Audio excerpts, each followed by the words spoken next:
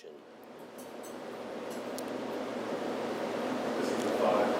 Why, Millie? How are you? Sitting here all alone on Christmas Eve, like some poor bachelor.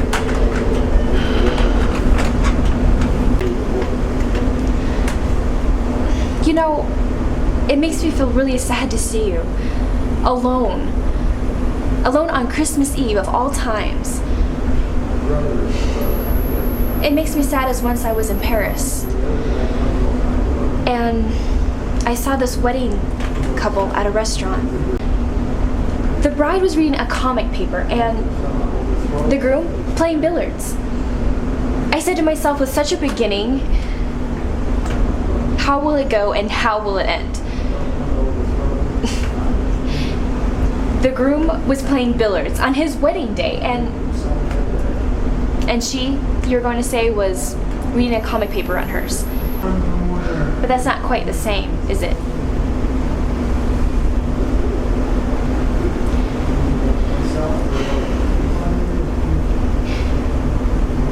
You know, Amelia, you should have stayed with him. You would have done better to stick with him. Don't forget, I told you to forgive him, do you remember?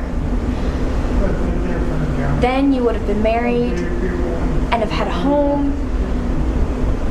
Think how happy you were when you were with his family out in the country. You really, really quite longed to be out of the theater. Yes, Amelia. Home is best next to the stage. And as for children, but you would have never known anything about that.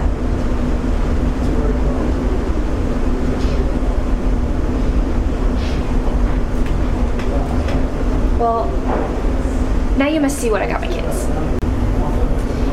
I got this little doll for Lisa. Don't you think she's cute? Look how lovely she is. How she can move her eyes a little bit.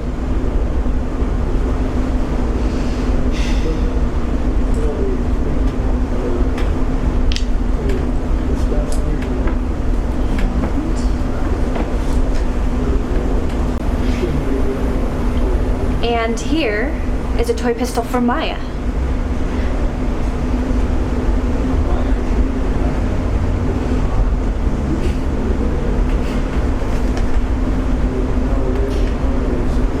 You were scared. Do you think I was going to shoot you? Really? Now, if you were to shoot me, it wouldn't be so surprising. After all, I did get in your way. And I know you'll never forget it. Although, I was entirely innocent. You still think I intrigued you to get out of the theater. But I didn't. I didn't, however much you think I did. Well, it's no good talking about it, because you still won't believe me.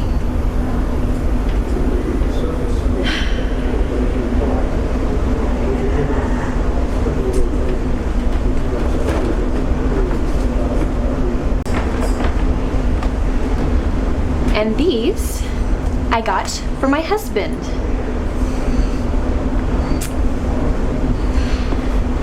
I had to embroider tulips on them. And I hate tulips. But he makes me put them on everything.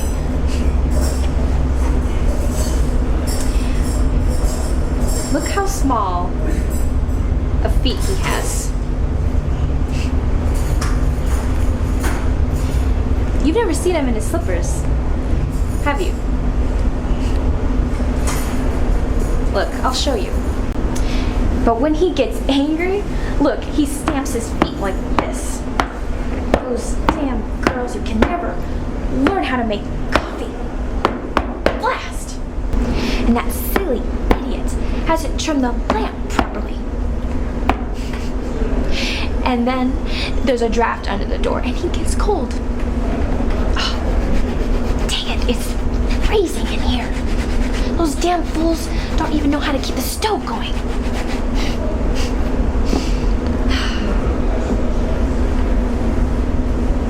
Then he has to come home and hunt for his slippers because Mary hid them.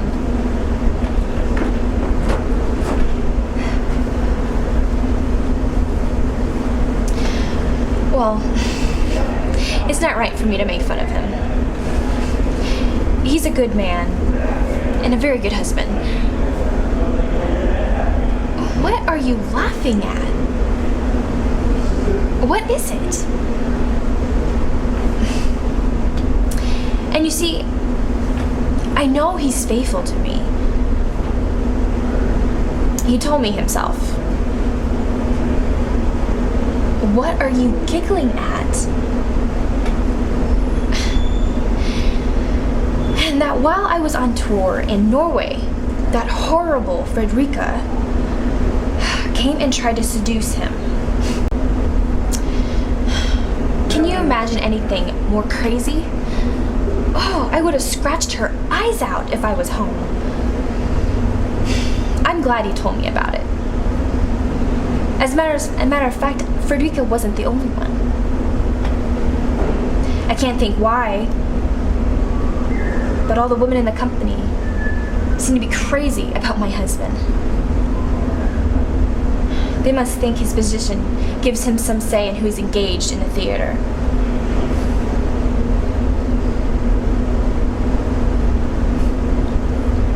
Perhaps you've had a run at him yourself.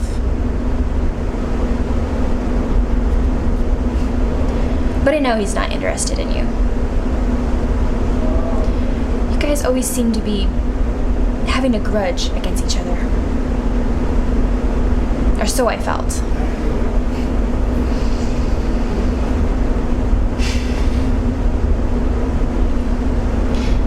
Well, do spend Christmas Eve with us tonight.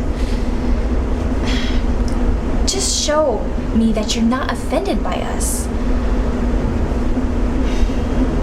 I don't know why,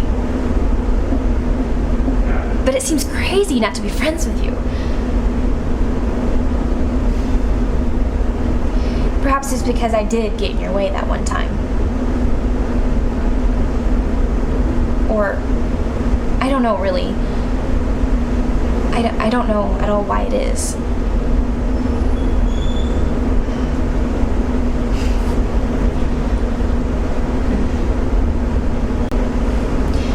You know, we were getting to know each other. Do you know, when we first met, I was scared of you. I was so scared I didn't dare let you out of my sight. I somehow found myself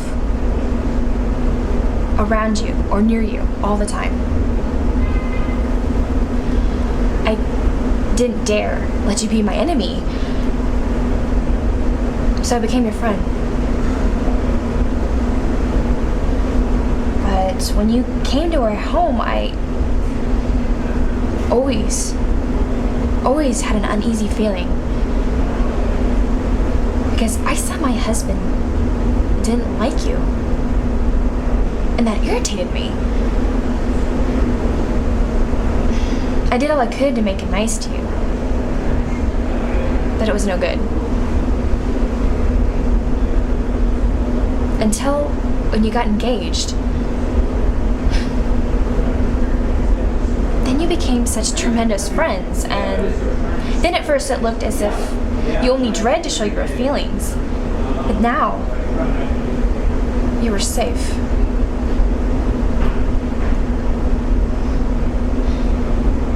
And then, let me see, how was it after that? And I remember at the christening, when you were the godmother, I told him to kiss you. He did, and you were so upset.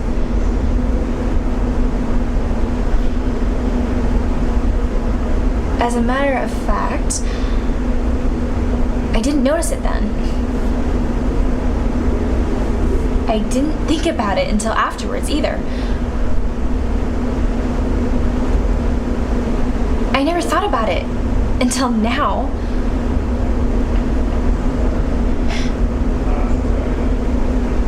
Why don't you say anything? You haven't said a word. You just sat there, with your eyes drawing me in. They're like silk in a cocoon. Thoughts. Mistaken thoughts. Let me think.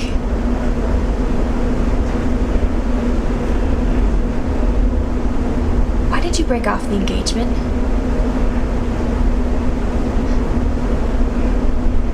Why did you ever come to our house? Why don't you want to come to our house tonight? No. Don't say anything. I think I see it all. That's why. Yeah. All the pieces fit together now. That's why I have had to embroider tulips on his slippers, which I hate. Because you love tulips. That's why we've had to spend the summer on the lake because you hate the sea. That's why my son is called Eskel because your father's name is Eskel. That's why I've had to wear your colors, read your books, eat your food, drink your drinks, your chocolate. That's... Oh, jeez. It's... Everything. Everything came to me from you. Even your passions. Your soul bored into mine. Like a worm into an apple, and it ate and ate and burrowed until there was nothing left but the skin and a little black mold. I wanted to fly from you, but I couldn't. You were there like a snake, your black eyes fascinating me. When I spread my wings, they only dragged me down. I lay in the water with my feet tied together. And the harder I worked my arms, the deeper I sank down till a giant crab to catch me in your claws. And now here I am. I hate you! Oh, I hate you! And you just sit there silent, calm, indifferent, not caring whether the moon is full, if it's Christmas or New Year's, if people are happy or unhappy. You don't know how to hate or to love. You just sit there without moving like a cat in a mouse hole. You can't drag your prey out. You can just outstay it.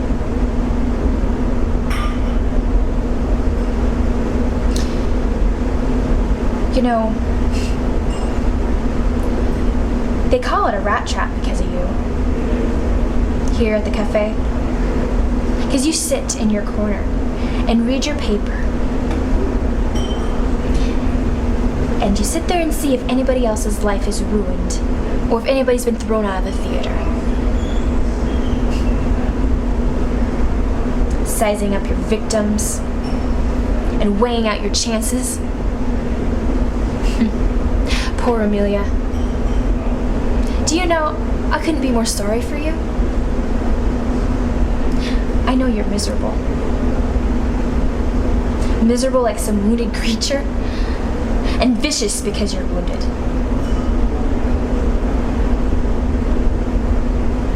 I can't be angry with you. I should like to be. But after all, you are the small one.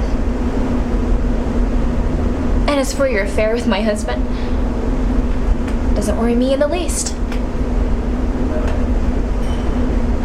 Why should it matter to me? And if you or somebody else would have taught me to drink chocolate, what's the difference? Chocolate is wholesome anyhow.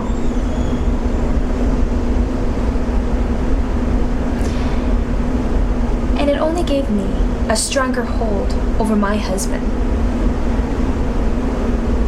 You have lost what I've gained. Yeah, to judge from various signs, I think you've lost him.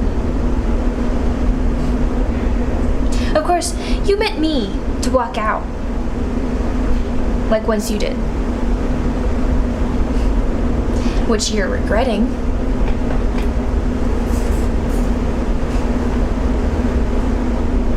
But I won't do that.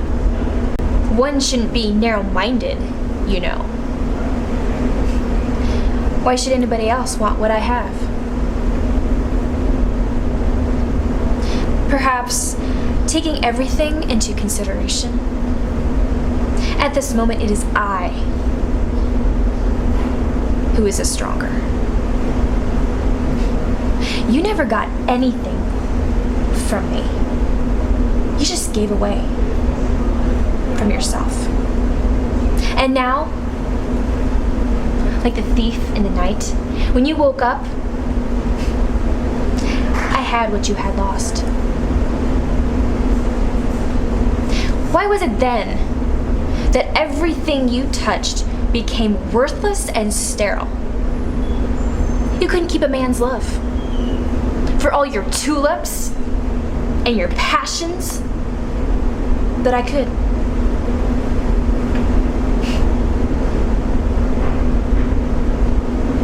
You couldn't learn the art of living from your books,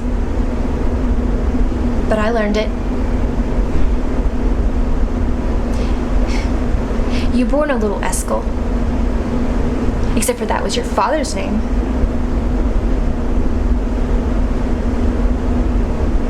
Why are you always silent? Always silent, just sitting there, with nothing to say.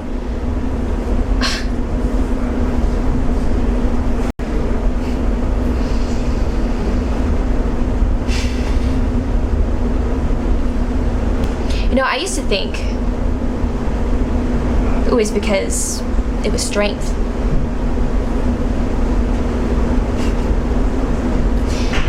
But now it's because I know you have nothing to say.